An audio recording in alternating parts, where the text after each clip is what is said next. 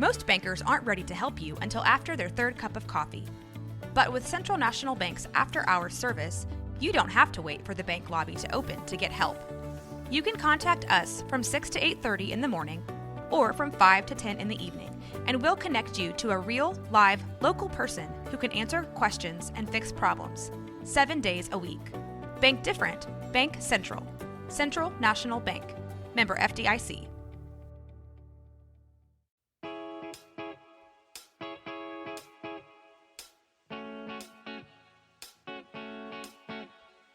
Hey, what's up, Blazer fans? Welcome to the Blazers Edge podcast. I am Tara Bowen-Biggs, joined once again by Blazers outsider Danny Meringue. And we are actually face-to-face today, but it's not just us. We have a room full of Blazers Edge personnel. So let's go around the room and introduce ourselves before we get started. So next to Dan, we have Cassidy. And you want to talk about what you do for Blazers Edge? I am on the What podcast with Tara. Woo! Miles Custis, and I write some game previews and pick up some news items as well. Paul Navarre, I go by 8 Kicks on the site. I do previews and run the Facebook site. I'm Steve Dewald. You probably see my name more often than you might like, but I do a little bit of everything, fill in wherever I need, and feature and recap work.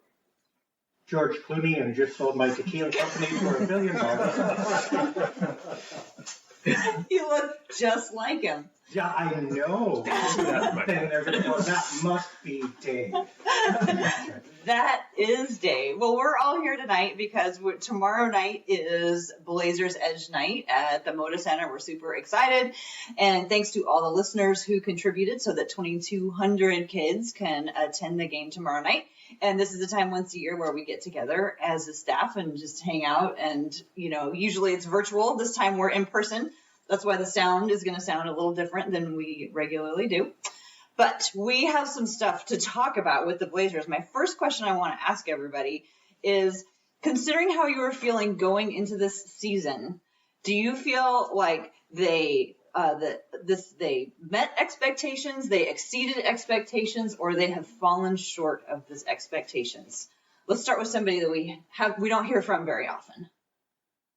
I think with how I evaluate the team, I think really what it's going to come down to is going to come down to playoffs. I think in the regular season, this is probably right around maybe overachieving a little bit. This is definitely one of the deeper squads that they've had in recent years. But until, the results come in the playoffs, I'm not really going to cast that evaluation from my side. And as a kindness to listeners, we should probably identify our names as we speak. That was the immutable, irreparable Steve Duvall. And Miles here. I would say that, it seems like heading into the season, generally the national consensus that the Blazers are going to be one of the teams to fall out of the playoffs. So from that perspective, we've definitely exceeded expectations, and I feel satisfied with that. And again, like Steve said, the playoffs are going to be a different thing, and if there's another bad first round exit, then it's going to be cast a pall on the whole season again. So, but for now, we'll say exceeds expectations. Realistically, this is the first season they've had anything productive where there wasn't some stupid asterisk, right? Last year, it's teams injured players, 13-game winning streak, and the year before that, it's Nerd Fever. This is just them playing basketball. They're winning games. Damian Lillard is a legit All-NBA caliber player. It matches up with what people have been saying about this team for the last couple of years. They finally delivered on that. We joke about it, but I talked about I picked the team to finish under the Vegas line, not because of their talent, because I just figured they wouldn't be healthy for the first time in 3 years. And well, sans CJ's Pavlidis string, Pavlidis, I don't know, that rolled right off your tongue the first time you said it. I would just go with that. We'll go with whatever we're going to call it now. But say that this team has been the asterisk, I suppose, is that they've been unbelievably healthy, but they're performing right about what we expected. And to Steve's point, it's playoffs or bust. You have to deliver. We're approaching 3 years since the Blazers have won a playoff game. We're at the point where it matters. So would you say met or exceeded? I think they've met expectations during the regular season. There's no asterisks. They've taken care of business. Guys who were supposed to deliver, Nurkic has stepped up.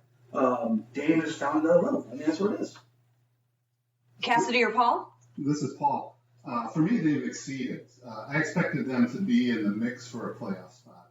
But what I didn't expect was to be at this point in the season and have some optimism about the playoffs. There's no guarantees. Things could go bad, but just the way things seem to be coming together gives me some hope that we won't have that same feeling that we've had the last 2 years. And I didn't expect to be in that spot right now. Hope. How about you, Cassidy? I think definitely from a local perspective, I feel like we're meeting, and then from a national perspective, I definitely feel like we're exceeding, and we're getting more.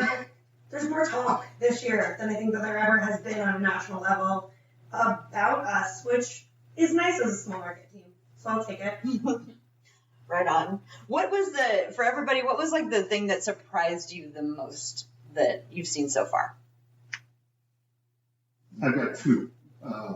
Lillard has another gear, and I did not expect to see that. That just is astounding to me. The other one is Nurkic.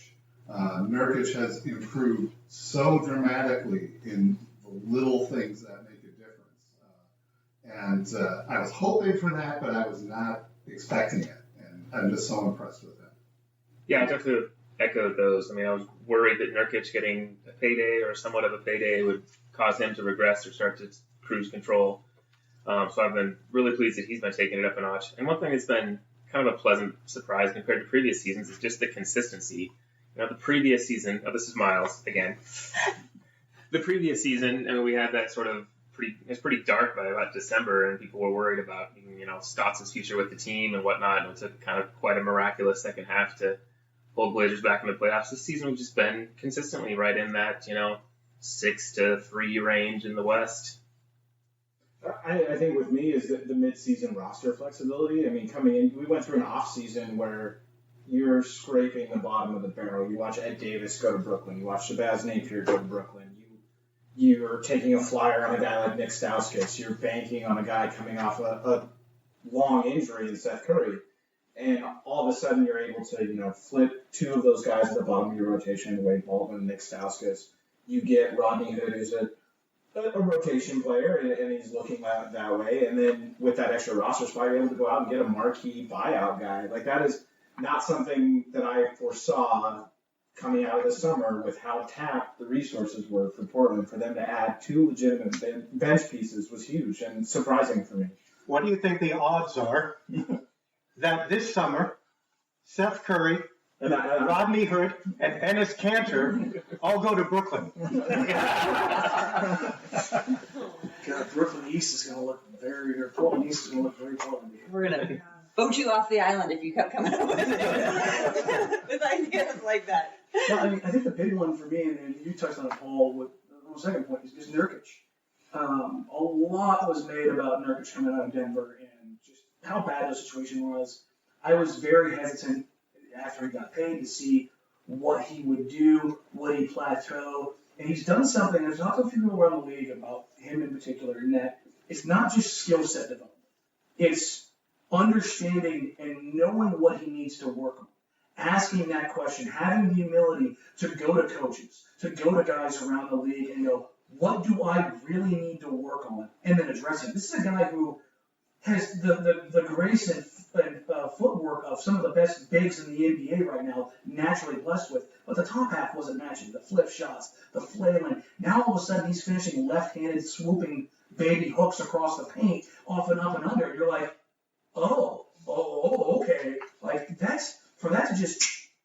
switch to flip in an off season after getting paid, that's not the kind of thing you see often around this league.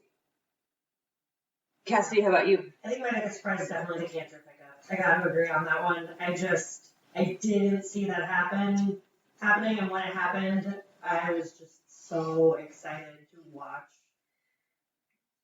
everything that has come out of it, and it's been amazing, and I just hope that the surprise next season is his defense. What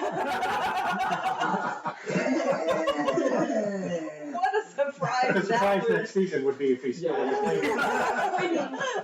But what a surprise that would be. I will say, and I don't know if this will be controversial or not, but Mo Harkless has come on so strong. And I'm looking at Dan right now because he just hissed at me. He literally just hissed at me. So I'm going to take that as that you do not agree with me with Mo Harkless. He's gotten better and he's returned to Williams. So everything that you were saying about Nurkic, I'm not saying we're there yet with Mo Harkless, but what I saw with Nurkic was a maturity which he did not have the year before because these guys, remember, are young and he didn't know who he was and he didn't know what his role was and he was still working through that. He had a mentor in Damian Lillard who was able to help him along with that. And I really think that something's been going on with Mo Harkless where he has figured out what his role is, and he has been quite successful for the second half of the season. And I know we're always saying, oh, well, great, but show us that for an entire season. And I'm just going to be happy with what we have right now because it's like what we've always said is as good as Mo Harkless is, that's how good this team is. And right now he's shown that he can sustain it. At least. So that's, and I really didn't know that it was going to happen, so that's why it's a surprise. He's got to keep the headband on. Absolutely. Headband phone is the key to that. That headband has magic powers, so I'm all for it. The thing is, you're not joking. There's something about Mo having a bit of a swagger to him. As old man River here, clickety clack of the The clickety clack you hear is the With your dog. James toenails on. That was a very sweet Told you chocolate not wear lab. Birkenstocks, man. But yeah, I mean, Harkless, my frustration, we've talked about this a billion times, is not that he's not a good player. It's that he can and has the capacity to be a very solid player, but it's only 20 games a year. And yeah. And I'm saying he's there now. That's great. I would very much rather have it for 60 games than 20. And I'll take it when I can get it, but to me, yes, it's nice to have. It's a nice revelation. I'm going to go ahead and take the 16 and 10 from Nurkic tonight. Is the Mo Harkless, Jake Layman debate effectively over for the rest of the season? No. As far as like who should start? Who should, minutes, rotation, dependability, who's going to make the impact, or who starts? That was a big thing in January. It absolutely was. Has that been decided now in favor of Mo? For me personally, I still think Jake's better served coming off the bench, even with CJ out.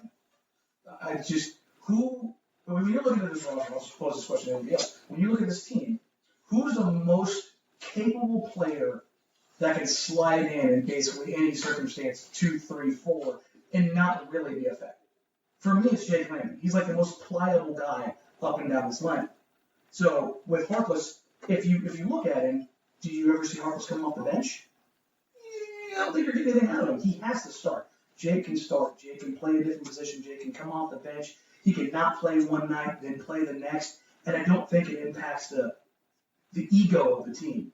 You do that with Harkless, you jerk him around a little bit, you're going to get nothing out of him. He gets a little negative and it pulls some guys down. That's the way I see it. My biggest thing, I think, where I'm firmly on the Harkless side of the argument on this, I think it's been decided. This is Steve D. actually. I'll try to keep remembering that. I think the thing is Bruce Harkless, yes, he's playing better right now, but the thing with Jake Layman is he's kind of played his way out with the shooting, and some of those easy shots have been taken away. This is something you said earlier this week, is I'm on the scouting report now. The alley-oops are gone, and that's something that all these players, I think it's to an extent, is something that Pat Connaughton experienced last year too, where all of a sudden you have that the Blazers third year bump, but then you have the Blazers, you're on the scouting report, regression. And I think that's something Jake's going through right now. It's not that he can't work through it, but you're not going to get to do all the things you like to do. You're not going to get those confidence building plays. And it's how he adapts to that is going to really decide if this debate opens up again for me. What do you guys think? I think the debate is over. Yeah, sure. Go ahead, Paul. This is Paul. I think the debate is over in terms of starting, but one of the things that Coach Stotts has been really great about is not following the same plan throughout the entire game. So who finishes the game is something that depends on who's playing well. And I don't think there is a finished answer to the debate on who should finish games. And I don't think there should be. It's who's ever doing the best job. And some days that's going to be Jake. That's okay. Miles again, yeah. I'll throw out a question to you guys. How much of Harkless's earlier season struggles were just part of him still recovering from that injury? how much of it was just sort of mental or emotional, or I ask because I really don't know. Any opinions? Do you have any thoughts on it? I think that's a question you have to be careful with, just because that's something that's between the player, the training staff, and really that's where that ends. I mean, you can judge if he's lost mobility on the court. This is Steve again too. I'm better late than never on my name, but I think that's a question that is probably something that us on the outside can't really answer, at least for me. And I think that's what creates some of the problems is that you talk about we all had the same what face when at media day. Oh yeah, no, Mo's not going to be available for a while. Like, I'm sorry, what? Like he just went the entire summer. We didn't hear a word about this. So I'm mixed on it at least. And as far as the injury side of things, did it impact things? For sure. Is it one of those things that it impacted his play entirely? I don't think that's necessarily the case, and that's based on the previous evidence we have of him not necessarily being focused and locked in and taking care of the things he needs to take care of on a nightly basis. I think it's interesting because some of it we can try to do our best through observation. And, Dan and I, we've talked about, what he looks like on the bench sometimes when he looks like he's maybe checked out or miserable or whatever. But what I've been noticing lately is while he is on the court, more high fives, more slap in the backs, more engagement with the guys that he's on the court with. And so I think that, whether or not the injury, maybe slowed him down in one way, I think he's also reached another point, like where I said initially, about feeling comfortable with who he is. And that comes out, with being healthy, or it comes out with just reaching a point where he knows what he's supposed to be. The post All-Star break, Maurice Harkless has had more energy and enthusiasm and activity than at any given time with the Blazers. Well, but last year we talked about, he had a little bit of a push at the end. But his energy now. Right. When Mo Harkless is in a game, you should feel it. Mm-hmm. When a 6'8", 240-pound dude who can run like a deer, get in between passing lanes, finish at the rim with ferocity, you should know when he's in the game. Post All-Star break, you know when Mo Harkless is in the game. Last couple of years, he would go not just days, but weeks without realizing he's in games. And it's not just a box score, just making a physical impact. And that's, to me, has been the biggest change post All-Star break. Mm-hmm. Well, and it helps now that he has the headband on because you can track him on the field. Except when he wears the black one, you can't see it because it matches his hair. But when he wears the white one, I'm like, yes, I can keep track of Mo this whole game. Well, so we have there's a few games left in this season. The Blazers look like they're making the playoffs. I don't think there's a thing by their name. Teams magically or mathematically still alive. The Sacramento Kings are that number. And heading into the recording, their tragic number is 4. So any combination of wins above them and losses by them. But it looks pretty good. Yeah. It looks pretty good. So how about, folks, I'd love to hear your preferred playoff matchup. Steve, you look interesting. Yeah, that was me grimacing off the mic, as you guys cannot see on this podcast. It's real. I want to avoid James Harden like the plague is my main thing. I'll take anything but Harden. You spent too much time covering the Rockets. Yeah, I did spend a little time covering the Rockets, but I also I just and Dave's touched on this too when he's talked about the matchup is I don't want to watch this a potentially 7-game series with James Harden slowing the game down. Like I think there's so much more entertainment potential with other matchups, and I really don't like the idea of facing a Rockets team that has Chris Paul who looks like he's found the fountain of youth in the last 20 or so games. Anyone else? This is Miles. I mean, I think I'm trying to think what I would have said last year heading in, but I don't think I would have been that afraid of the Pelicans, and that obviously did not turn out super well. So, I mean, I guess part of it is just going to depend on how the Blazers play, but I would say the Clippers, because a month or so ago, they felt like a team that didn't even want to make the playoffs.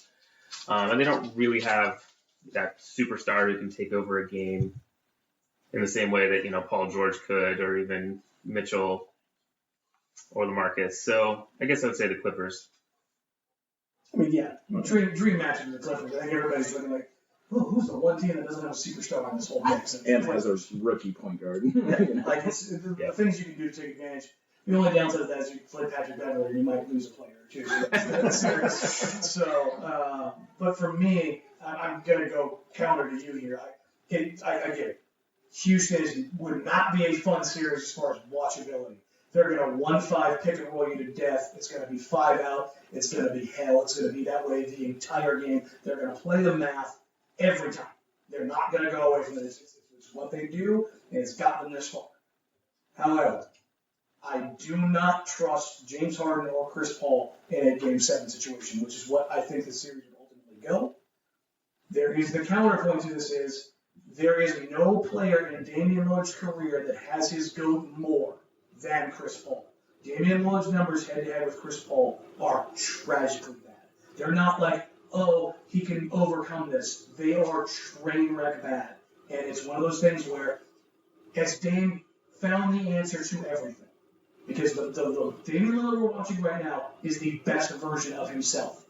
The last demon he has to exercise is Chris Paul, which is kind of why I want to see that matchup. I want to see that elevated play get over that hump, that last hurdle that he needs to conquer to fully realize, go full Super Saiyan. Oh, beating them is going to be so fun. But that's the other thing. Beating the Rockets would just be...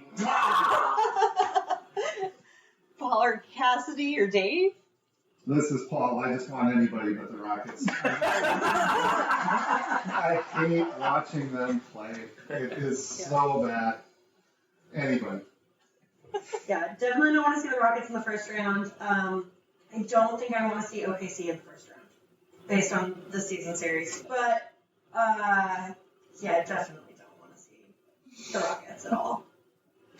Let's see that the Jazz, I've already answered this actually on site.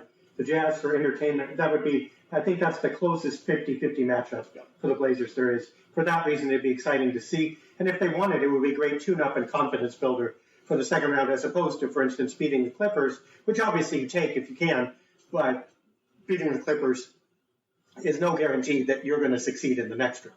If you beat the Jazz, you feel like you did something, you're over the hump. The other one would be, if they have to have a low seed, I think the Nuggets, for two reasons. One is, that would be a heck of a matchup. I have three reasons. Two is, I think Portland has a chance of winning that one. If they have to play a really good team or a team that's done really well this year, Denver's the one to play. The third one is, that gets you out of Golden State's bracket. Mm-hmm. So for all those reasons, I think Denver might not be the worst thing that can happen, and Utah would be the most fun. And that's the thing with Denver, you've still got 2 games left against them this season. And our opinions on that matchup right now probably don't look great, but you win both these games, one at home, one on the road, all of a sudden you're like, I can take Denver in the playoffs. Well, Those won't matter, though. Yeah, it's possible those games mean nothing for Denver. No, I'm talking about confidence level, like matching up with Denver, not necessarily seeding, just because right now, I mean, Denver and Utah are 2 places historically. Portland does not play well. If you get a win in those places, all of a sudden you're feeling pretty good about yourself. I think it is Steve. I think Denver is an attractive one. I mean, yes, it'd be a lower seed for the Blazers, but you also have an unproven head coach in the playoffs. And the only guy on there is Millsap. And Millsap is the only guy who has made a somewhat deep run in the playoffs when he was with the Hawks. And that's true. But the altitude is real, but I feel like playoff energy and that grind is an equalizer for all teams, even at altitude. Well, and here's the thing about Millsap, too. He's better. He's really, really good, better than any power forward you have. But the Blazers can run a lot of different power forwards at him now. They can use Aminu, and they can put in Zach a little bit. They could even go small. And each player provides a different look. No player is adequate. No player is going to stop him. But you just keep running energy, because Portland's secret weapon at power forward is that they don't have one. And so it almost doesn't matter what you do there. All you have to do is keep throwing players out and giving them different looks, and then you won't get equal, but it might not hurt you as much as you'd think with that mismatch. And to touch on one of your points, I think it's overlooked a lot is the altitude. Where you do have a little bit of advantage in the playoffs is there are days in between games. You get to fly there a couple days. It takes 72 hours to get used to it. But if you get into town a couple days earlier, it does give you a little bit. It can still kick your butt, but you can get used to it more than you can during a regular season game where you're just stopping over. This is the new NBA. There are weeks between first round games. So, they have probably 5 days between game 1 and game 2 now. And you can acclimate without it killing you. So that there's a little bit of good news in that sense. And we're sitting here talking ourselves into Denver, which is kind of funny because they're the second probably least likely matchup for Portland right now. Well, I mean, it's also, I mean, if Portland does have a successful first round, I mean, the goal would be to face a Denver team in the second round. That means you've avoided Golden State. Which is kind of funny because Golden State's in this weird position right now where all of a sudden you're seeing a little bit of a wound on the big beast, and I don't know, maybe you want to be the one to draw the blood. Right, or are they playing possum? Yeah, Portland, I don't think Portland beats Golden State, but I think somebody else can, and then Portland takes advantage. That realistically, if you're talking about your path to the Western Conference Finals, that's it. You beat the team that beats the Warriors. So I'm not sure if I should be taking offense on behalf of the Amino Appreciation Society with Dave saying that the Trailblazers don't have a power forward. He's a small forward. I'm gonna think about that for a little while. I mean, all those hours that he has put in, I think we can say that he was actually playing power forward. What they obviously being tongue-in-cheek. I'm being tongue-in-cheek, and they do suit up somebody at the 4 every game and substitute in people at the 4 every game. But for instance, it's night and day different between now and when LaMarcus Aldridge was here, when you knew obviously who was going to start there. But that also means that they're not bound to a 4, and this is actually a better situation in a sneaky way, I think, than having a really mediocre 4 that only plays a certain style and you need them to play that style or you can't survive. Instead, you go up against Millsap's superior ability by just switching up styles and subbing in a new person every 10 minutes or so and just go at them. I mean, if you want to find a recent example of it, look no further than the Pistons game. Blake Griffin is about as close to a guy in the league that plays Millsap-ish. Works as a primary creator from the midnight. We call it Millsappy. Millsappy. But Blake has kind of morphed himself into that. He's moved away from Showtime Blake Griffin to this playmaking, mid-post, three-point shooting, modern era Morey ball big. And I know they're not the same guys. Blake's obviously got the better post game. Millsap is a little bit of a different kind of player. But Aminu got eaten alive by Blake. But it didn't really matter because Aminu's getting it back on the other end. And all of a sudden, the Blazers are throwing a Jake Layman. They're throwing a Maurice Harkless. They're throwing a Zach Collins. They're just tossing other guys out there, and they're just getting it back on the other end. What's different about today's NBA, and we've talked about this over the last couple of months, I've evolved from I want that hard-nosed defensive guy every time.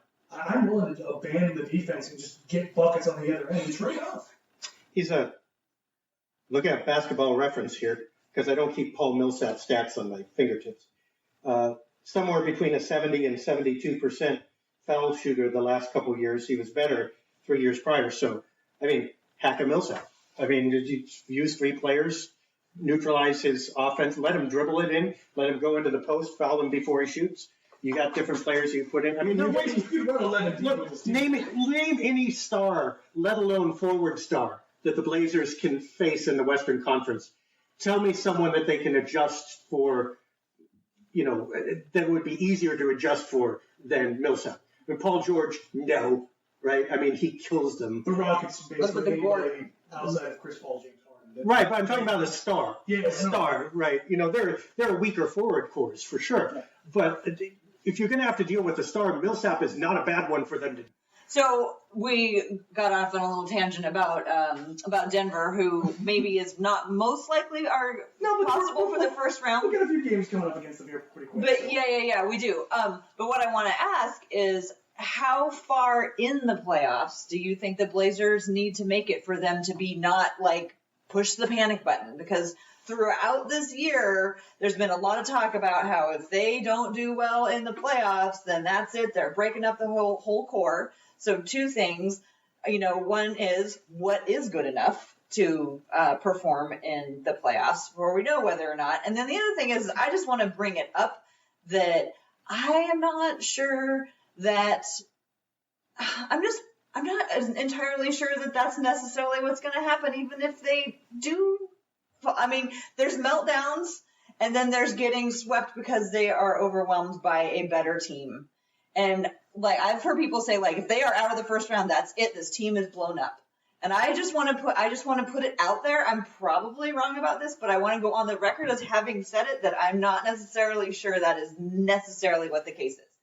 So the question is, what did the Blazers have to do in the playoffs, do you think, in order to preserve the core of the team? I guess the players that they still have, because we have a lot of players who are also coming up for contract, but to preserve the core, Dame, CJ, Nurk.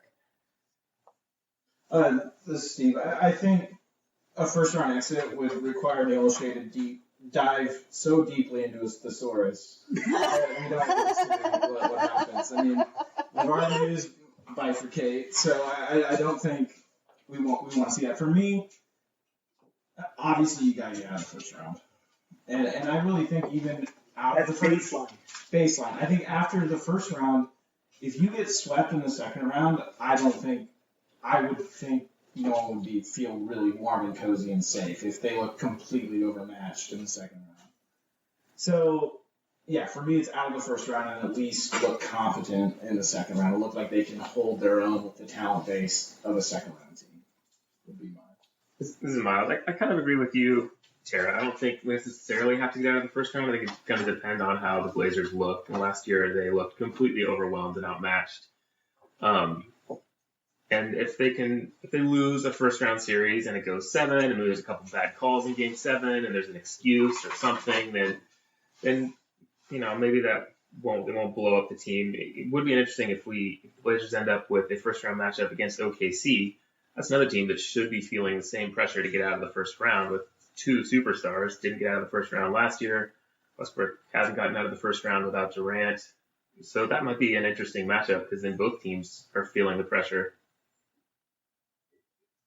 Cassidy here. I think that a lot of this also depends on the fact that we're heading into one of the craziest free agency seasons of all time. I mean, it's going to be bonkers. There's a lot of free agents out there. What is it? 40% of players are going to be free agents in this upcoming free agent season. So I think you have to get out of first round.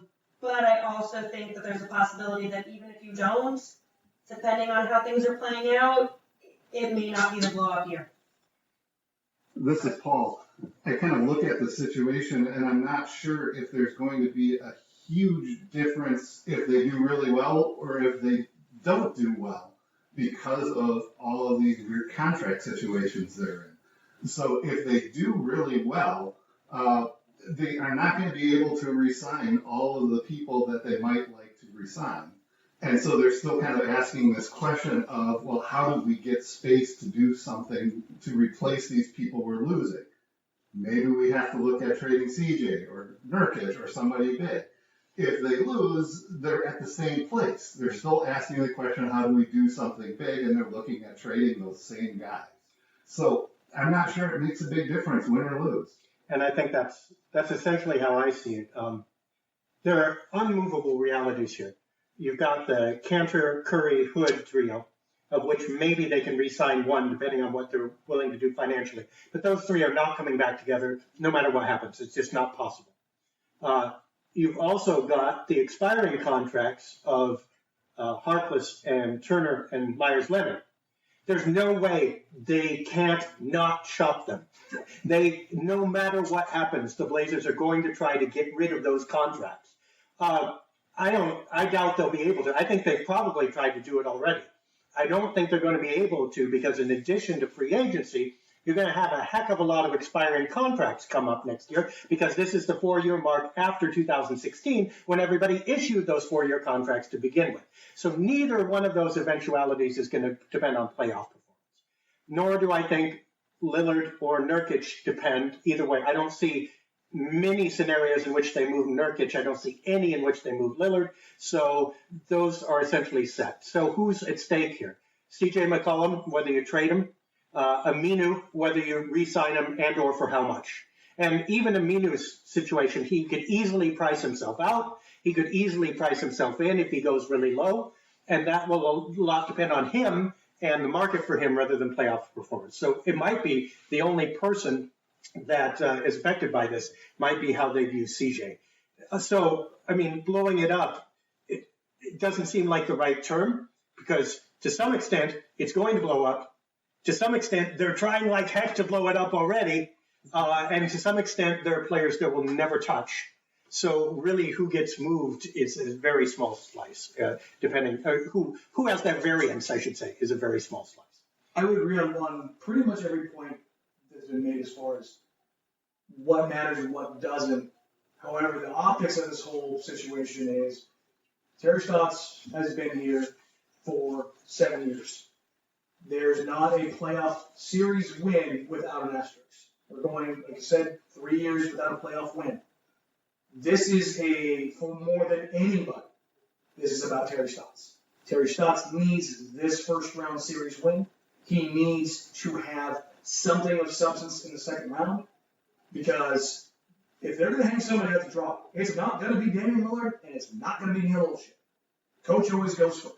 And there were rumblings a year ago when things were not looking good before last year's trade deadline, where things got into a dark timeline where we may not be looking at the same coach the same way. So when I look at this, they have to for their coach. That's an unquestionable reality for me. And I think Olshey gets reevaluated too. I'm not saying he goes, but how can you not? If he can't, let's say the Blazers. But who does it? The Blazers can't move expiring contracts. And they get stuck not being able to make a significant move. And all the gains that they made at the trade deadline end up evaporating.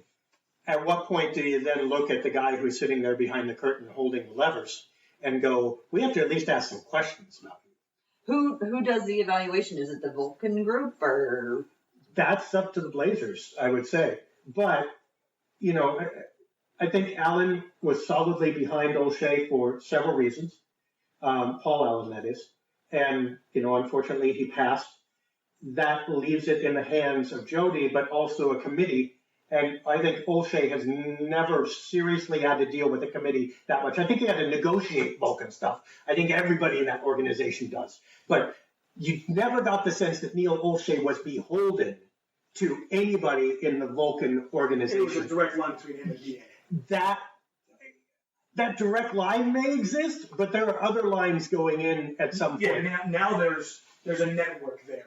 Yeah. You've got to deal with Merkel and the Vulcans and what it means for the business side of things. Because those contracts, they're not just basketball assets, they're financial assets and what they mean to the financial liquidity of the team and how those assets are used going forward to build positive equity in the team. Those things matter, and we still don't have a clear picture of whether or not Jody Allen's going to keep the team long term. So these things all matter from not just a basketball sense of things, but a business sense of things. It's because to let that $40+ million worth of assets just up and go when you don't have a ready-made way to replace that hurts your bottom line. Or the other one, I'm not trying to monopolize, but it's easy for the Blazers to go the other way too. It would be so easy for them to luxury tax themselves into oblivion. And the question would be then for what? And that's, by the way, is going to be the strongest suggestion, both for the team and for Olshey, that this really is working and we need to keep going.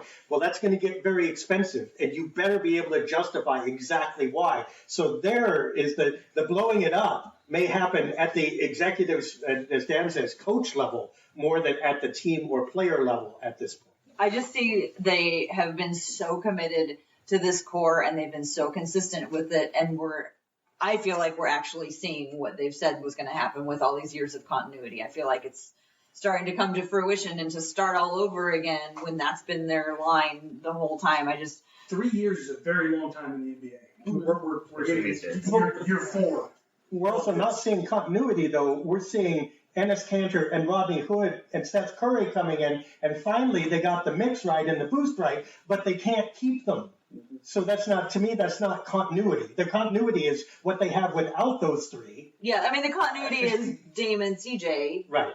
And I mean, and that's the whole thing, is that's what people have been talking about for what, 5 years now? When did you guys first start talking about whether or not Dame and CJ could play together? I mean, that's what I'm talking about, like 4 years. as continuity. I said no Is 4+ years ago. Well, and to be fair, that hasn't been disproven. No.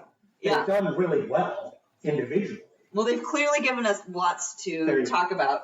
I think that it's probably about time for us to wrap it up, but I have one final question, and that is, going into this season, what was one thing that you were going to look for, and how has it been going? So, like, for me, one of the things that I was looking forward to and I was going to watch for this season was Nurkic dunks. And because I was sure that this might be I wasn't sure, but I was wondering if this might be the year where he's figured out that is the most efficient way for you to get the ball in the bucket. If you are taller than everybody, grab the ball with both hands and then stand up and dunk it in there. Because now we're calling the taco fall. So I've been keeping my eyes on dunks, and for like the first half of the season, he was on pace to like double his dunks. He slowed that way down, but at least at this point, he is surpassing last year's total. So other things that, just like little things that you were going to watch for this year, and how are they turning out for you? This is Miles. I was interested to see the continued development of Zach Collins this year, and that's been a bit of a mixed bag. He's shown some great flashes on defense. It's been fun to see his instincts there and his footwork, and I love seeing him getting ahead of Klay Thompson. But at the same time, his offensive struggle, he's not known what to do with the ball and needs to get stronger. So he's young still, but I've been encouraged by some pieces of what I've seen, and hopefully he'll continue to develop. Cassidy here. I think one of the things that I was definitely looking for was how Evan Turner was going to work with that second string and how that leadership was going to play. And I think that it's played a little bit better than I expected it to. And so that has been a nice surprise to watch this season. Not to piggyback too much on Miles, this is Steve. In the article that went out the first year, I was looking for Zach Collins to show any semblance of a post game, and it's been a rough year on the offensive end as far as Zach Collins' development. I mean, full stop. I mean, he went from being at least showing a sign of maybe being a pick and pop able shooter, which the numbers didn't support that, but he at least looked comfortable out there. And I mean, not only is that game starting to dip, and I think you can just see he's not as confident in those shots anymore. He shies away from them, and the post game is still not there. I mean, he's getting stood up by guys like Justin Jackson in the Dallas game, where that stuff is not going to fly if that's your position as at center, which it probably was going to be at power forward how this roster is built. So that's what I've watched. Obviously, that changed a little bit when the second unit reinforcements arrived at midseason. That's more kind of what I've been watching. And to get back on what we talked about earlier with Stotts, is I think Stotts for the first time going into a playoff series, barring any major setbacks or McCollum coming back, he finally has the ability to switch gears in a playoff series. I've never felt the Blazers enter a playoff series where it's like, and we got this little extra gear or something you haven't seen before. Like, they've never just had that luxury because they just haven't had the personnel to pull something like that off. And I think if CJ can get back to full strength for the first round, I think that's something that I'm definitely watching for, to see how Stotts rolls that out in the first round. Stotts having a counter move is a nice one because that, as you said, that's not something that's been there post-Lamarcus. It just hasn't been a guy you can call on to come do something. For me personally, speaking of things we talked about coming into the season, and you touched on a little bit with Nurkic's dunks, is how does Nurkic get to the guy that Damian Lillard says he can be when he first arrived? He says he can be a 17-11 guy. I laid out two things that Nurkic can do. One, dunk once a game. Up the field goal percentage just a little bit. Because we all saw the raw skill of a 7-foot, 290-pound dude up on his toes like a giant dancing bear, and then just lays it in. You're like, no. Big fella. And you just take that hand, turn it over, throw it down once again. Just put it directly in there. And we see it catching on a roll. We see him catching on a roll and eviscerating Darren Collison the other night for the Pacers, who made the worst executive decision I've seen in quite some time. Get out of the way, man. You're down 100 pounds. The other one is that we are not talking about this enough. Nurkic going from a 61% free throw shooter to a near 80% free throw shooter. He has been phenomenal at the line. There to make that leap to go from a guy who doesn't get to the line and when it does isn't good there to getting to the line 5 times a game and almost 80%. Also, he's clutch with the free throws. He's I think right now he's Portland's second best clutch free throw shooter. Like, that's insane. Him and Chief are stepping to the line in game clinching situations, and I'm more secure with them taking free throws than I am with CJ McCollum. You would take him over Scal BCA, is what you're saying. Hey, Scal intentionally missed him, did a wonderful job. He did a great job on that one. He did exactly what was asked of him. Isn't that more the free throw shooting? Just to touch on this, not to go on a huge tangent, but isn't that? I mean, we saw Ed Davis turn into a serviceable free throw shooter. We saw Mason Plumlee turn into a serviceable free throw shooter. You got to credit for the staff. The coaching staff deserves huge credit for this with some of these suboptimal free throw shooters. I think the only one guy who really hasn't really turned around in his position is Maurice Harkless. I mean, he's still a mediocre at best free throw shooter for his position. No, again, we talk about all the little things that happens with this team. And on the macro level for me, outside of Nurkic, it's Damian Lillard. You touched on it earlier, Paul, having another gear. Every year, the past 3 years, I've questioned what else can he add to his game. He's at the point right now where when he has the ball in his hand in a pick-and-roll situation, it's like he goes into another dimension and time slows for him. Where you see CJ, and this is the difference between CJ and Dame. I think they're both fantastic, top-tier pick-and-roll point guard or guards. CJ, you see dancing with the ball, left, right, pounding it, getting a guy off rhythm. Dame's taking a rhythm dribble, getting a guy on one side of the pick, and getting downhill. And he does it to the right to left, through the ledge dribble, and just a hard, explosive step. And then he goes. And you can see him working things out in his head. This guy's going to come from the weak side. This guy's going to help here. I know where it's going to come. And you can see it in his passing. I wrote about it this past weekend. Just that step and a little bit of a pause just to pull somebody a step further in, to set a guy up a little bit clearer, and then just a little wrap pass. Boom. Guy wide open, cancel. This is Paul. The thing I was looking for at the beginning of the year was for CJ to add another high-quality skill. And unfortunately, I have to say, that just hasn't happened.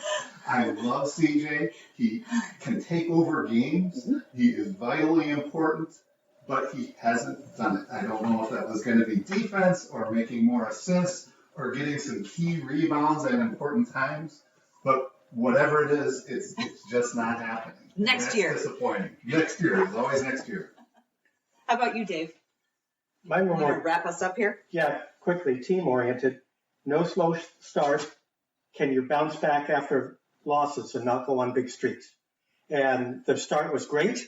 And since the trade deadline, they have not been in significant peril of even going on a losing streak, really. They lost like 3 in a row at one point. But hey, that would have been their 5th time that happened in most seasons. And, they've been great that way. So I think team-wise, they've done just about everything you could ask. I've said this is the best incarnation of this generation of the Trailblazers that we've ever seen and maybe ever will see. Now, this postseason, we get to see how much that matters vis-a-vis the rest of the NBA. And let's just all be so thankful that we have Damian Lillard, because my God, that man, what is he in, like the 16th gear right now? Yeah, I mean, he's averaging 30 and 12 in his last 3. Yeah. And beyond the stats, I mean, I don't make this comparison lightly. That very, very few players, I mean, Michael Jordan, in some ways Scottie Pippen could do it. There have been a few others that basically expanded their game to whatever space was needed. Remember when Michael Jordan switched to point guard for a year? It was not a great idea for them to do that, but he was a great point guard. He was really good. So, you want me to play center? I can do this, right? Doesn't matter. Damian Lillard hasn't quite got that physical flexibility. But as far as his game as a point guard, as a team leader, at this point, you wouldn't doubt that there's anything that he could do, save make the all-defensive team. I mean, that's about the only one that's left. But hey, again, how much does that matter unless he has great defenders around him anyway? It's just not Portland's thing. Lillard belongs up there in the pantheon of the greatest Portland players we've ever seen. When you can take a 25, 5-5 guy and turn him into a 30, 10-5 guy, and it's not detrimental to the team. It's actually better. He's more efficient. He's passing better. He's finding more guys. And the team plays better. And the whole team is like that. That right there tells you everything you need to know about Damian Lillard as a player and where he sits, like Dave says, in the pantheon of trophies. And with that, let's go ahead and wrap it up. Let's end on that high note. I can write it back down. No, but you've done great, Dan. You just stay right there. Let's go ahead and go around and share how people can find your work, and then we'll head on out. I'm Steve Dewald. You can find me on Fridays after some games, and I'll pop in on random occasions too. You can follow me on Twitter at Steve D Hoops. I'm Paul Navarre, and you can find me on the Blazers Edge site when I do previews under the name A-Case. Miles Custis. And yet you can also check out my game previews in the rotation, and you can find me on Twitter at Miles Custis.